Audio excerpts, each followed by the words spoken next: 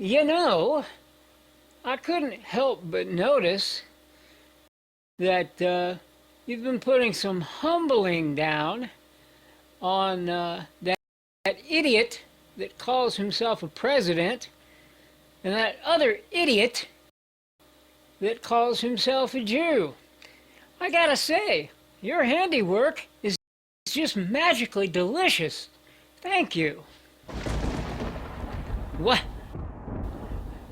We're just getting started, you say?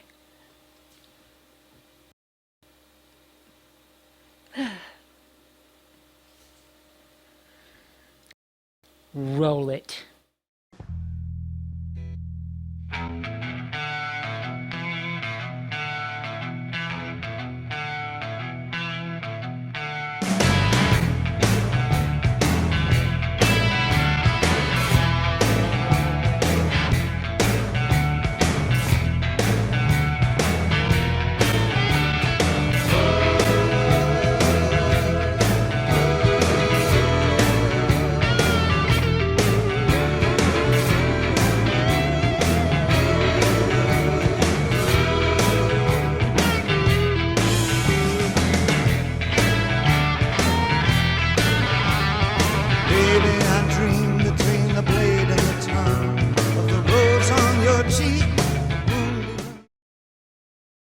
Hello, everyone, and welcome back. Glad to have you here.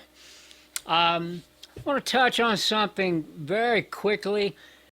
This year, I did not do a teaching on the crucifixion and the resurrection. That's a very involved, in-depth study with a lot of layers to it. And to be honest, I just felt that my headspace at the time was not right for that. And I will be honest and tell you that going forward, I'm going to have to find a balance between dealing with what's going on in the world and just trying to stay on point and on message, which, as you might imagine, is somewhat difficult because these things are all tied together. You know, the Hebrew roots of this faith have been pushed aside and almost all but eradicated until the last, maybe 30 or 40 years that these things started to gain some prominence. And with the advent of social media, began to surface. And now for a while there was like a big burgeoning movement, but I've noticed that a lot of that has fallen off. And my theory behind that is the reason that I address myself as the lone wolf watchman, because, again, what we're doing, this isn't about groupthink, and it's not necessarily about some kind of solidarity through Scripture. The common bond that we share are the instructions, God's commandments. That's it. Beyond that, and the feasts, the three primary feasts, and then some of the lesser things that have absolutely nothing to do with Talmudic or rabbinical Judaism. These are practices and ethics that were established by the Almighty. Now, the West would have you believe, Rome would love you to believe, and that goes for you protesting Romans out there, then none of those things apply to you anymore. Yet, if you take the time to actually read the Scripture you will see that Yeshua, that's Jesus to you Babylonian sun god worshippers and Greek refugees from the house of the holy falafel, and you protesting Romans, he says quite plainly, not one aspect, not one jot, not one tittle of the instructions will pass away until heaven and earth pass away. See, they want you to think that you've got something brand new that's all yours. Well, the fact of the matter is the covenant was renewed, not made new. And not for you because you're so damn special. I love it. Anyway, but I digress. So, being under God's instructions does not mean being under the political to-do marching orders of a bunch of heathens in the Mideast and in America. And you know who they are. These people are no more children of God than the enemy himself. You know, it is what it is. So you need to wake up and recognize that as a follower of Messiah, somebody who was not born a true-blooded Israelite, a descendant of Jacob, your role is to provoke those folks to jealousy, which, by my reckoning, I think we've done quite spectacularly because they want to kill us all. But I digress. Anyway, let's get on to tonight's study. I'm glad you're here. Let's hit the road, and I'll see you there.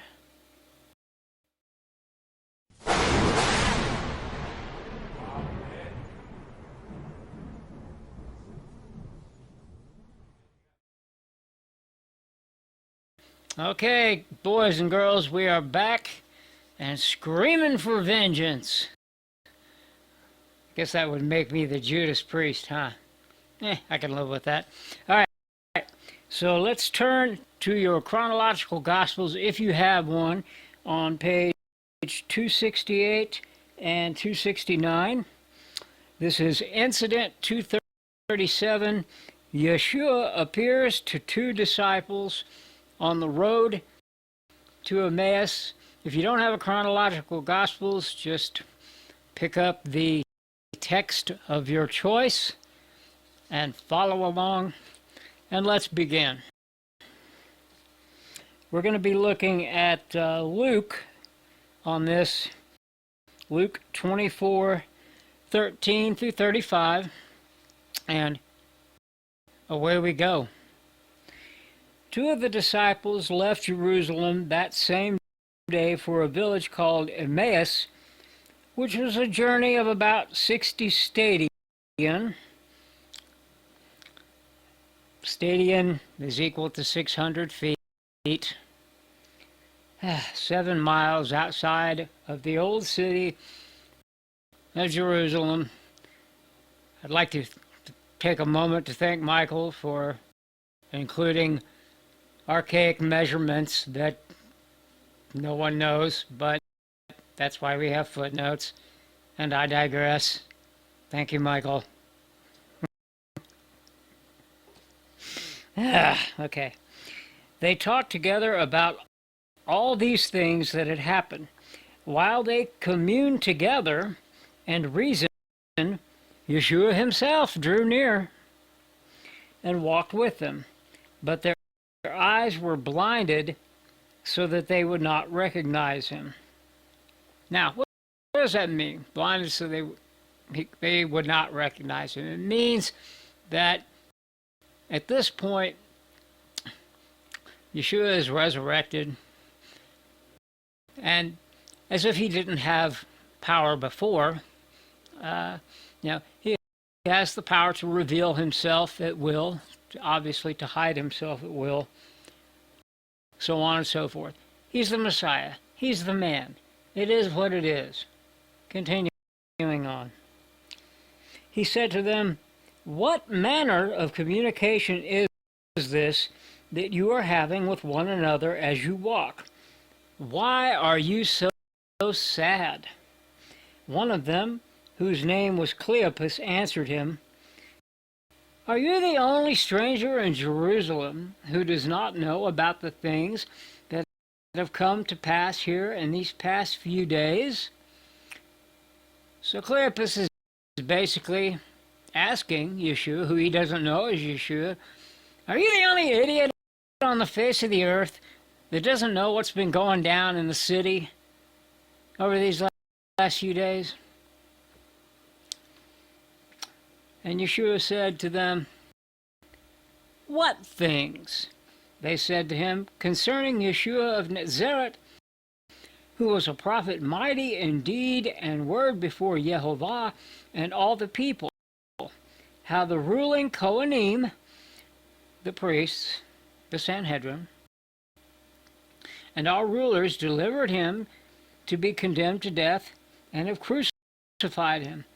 But we trusted that he would have been the one who would have redeemed Israel.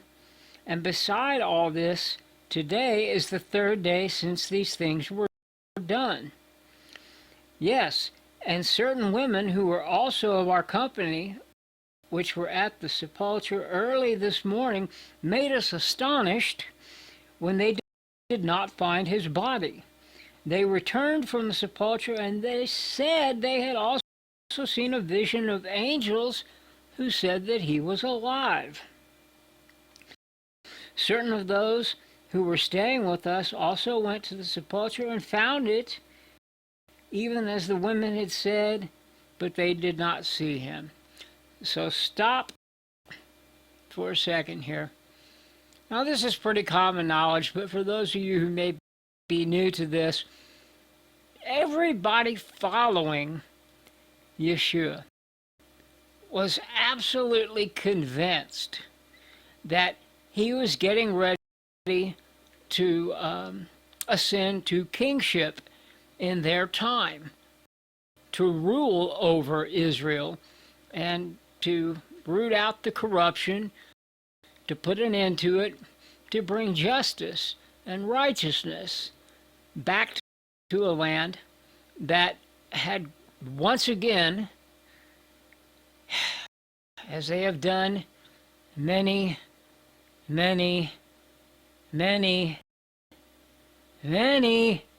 times over and continue to do to this day, fallen into a state of absolute wretchedness.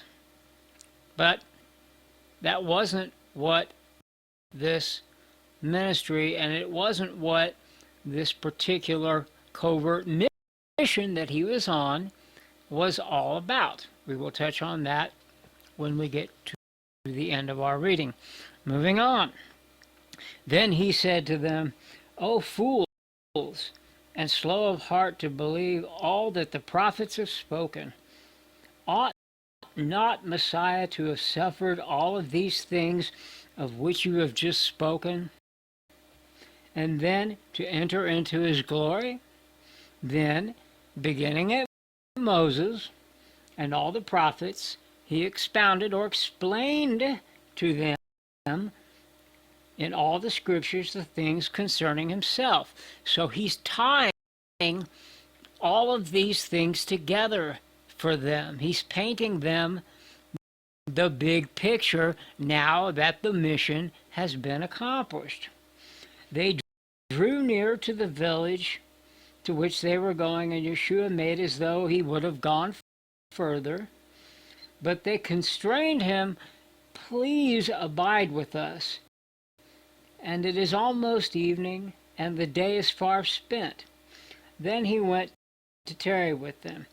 Now, we could go into a long dissertation about what constraining is, but basically it's a tradition where you ask someone, "Please come join me," and they politely refuse, and you ask again, "Please come join me," and they, "No, I couldn't quite possibly," and you ask a third time, which is the magic number And they say, why, yes, I will be happy to tarry with you.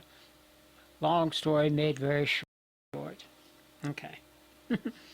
As he sat at dinner with them, he took unleavened bread, blessed Jehovah, and broke the bread and gave it to them.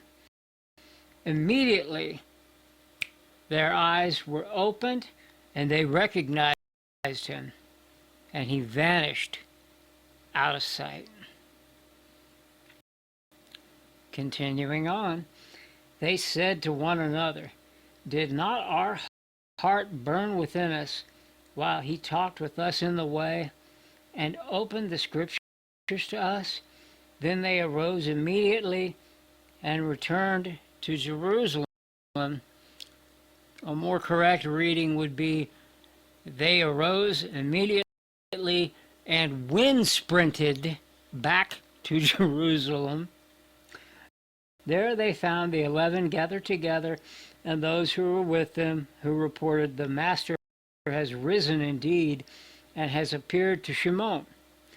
Then the two disciples told the things that transpired while they walked along the way to Emmaus, and how he was recognized by them in the breaking of the bread.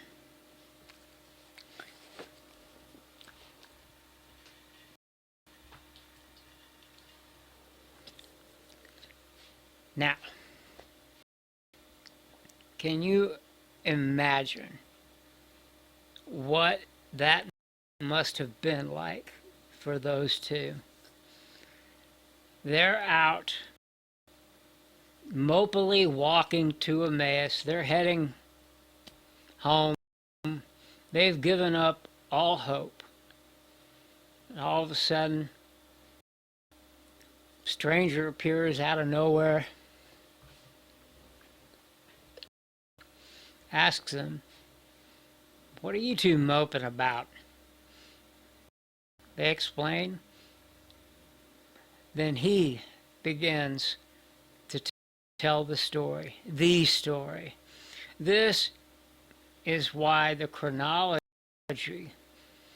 is so important in the ministry of Messiah, of Yeshua, because it's not just random miracles.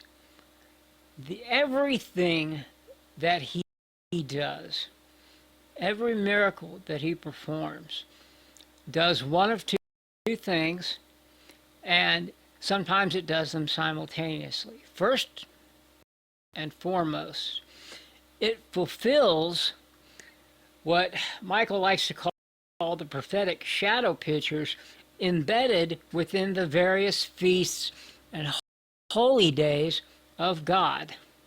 Not of the rabbis, not of the Zionists, but this is God's domain. These are God's feasts.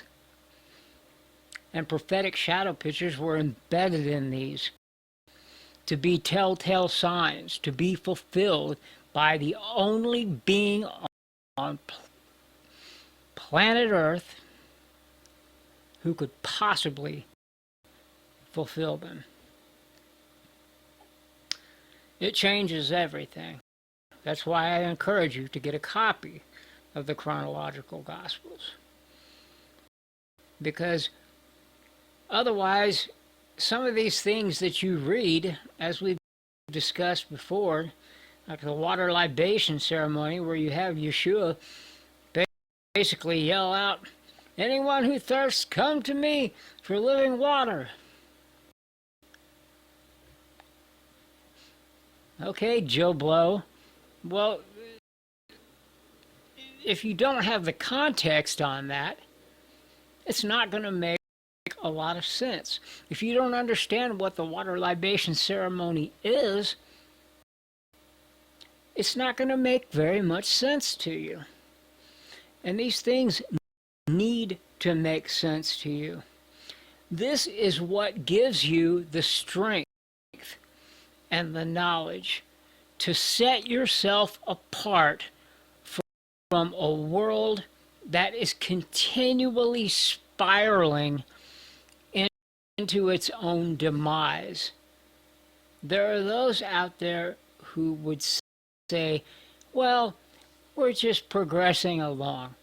I would counter that by saying what I always say: human nature does not change. It hasn't changed since the day that Cain picked up an implement and whacked Abel over the head with it. And it continues on to this day. When I say standing alone, I absolutely mean it. You have to have the strength, the knowledge, and the courage to do so. Otherwise, you're just going to end up another one of these blind, idiot sheep who don't know their backside from a hole in the ground, who are easily manipulated, easily swayed, easily taken in by false promises and false Messiah figures, which occupy certain positions of power. Never put your faith and trust 100% into another human, especially one in politics or power of any sort upon this earth. To do so makes you a fool. And we don't need more fools. We need strong, independent, courageous men and women of God who can raise children to be strong and independent men and women of God. We can still pull this out. There is nothing in this world that the Father cannot conquer. We've seen this time and again. As I said in our intro, there's been some humbling going on, and I find it magically delicious because it just proves the point. It especially proves one point. If you try to put God's signature on your ungodly actions, you know what's going to happen 100 times out of 100? You're going to get slapped down. I've seen it on a small scale. I've seen it on a large scale. This is what we can have a great source of faith and strength in. The Father is justice. The Son is the judge. And there's going to come a time, that moment, for a half an hour, up in the temple where no one was allowed to enter, thunder, lightning, great cacophony of noise. What's going on in there? The scripture doesn't tell us. But I'll tell you what I think's going on in there at that time. It's at that point that the Father and the Son and the Spirit are all coming together. Because at that point, it's showtime. Thank you for tuning in. Be strong, have faith, be courageous, and always, always remember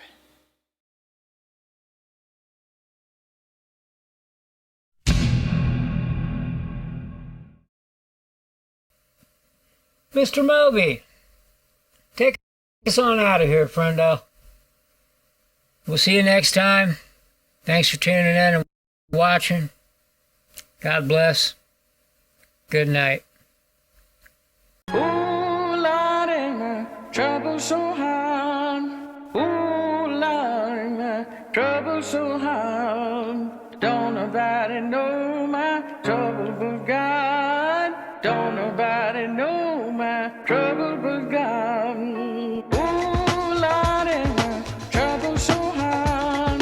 Ooh, Lord, ain't my trouble so hard. Don't nobody know my trouble but God. Don't nobody know my trouble but God. Ooh, Lord, ain't my trouble so hard. Ooh, Lord, ain't my trouble so hard. Don't nobody know my trouble but God. Don't nobody know my trouble but God. Ooh, Lord, ain't my trouble so hard. Ooh, Lord, trouble so hard. Don't nobody know my trouble but God. Don't nobody know my trouble but God. Ooh, Lord, ain't my trouble so hard. Ooh, Lord, ain't my trouble so hard. Don't nobody know my trouble but God. Don't nobody know my trouble but God.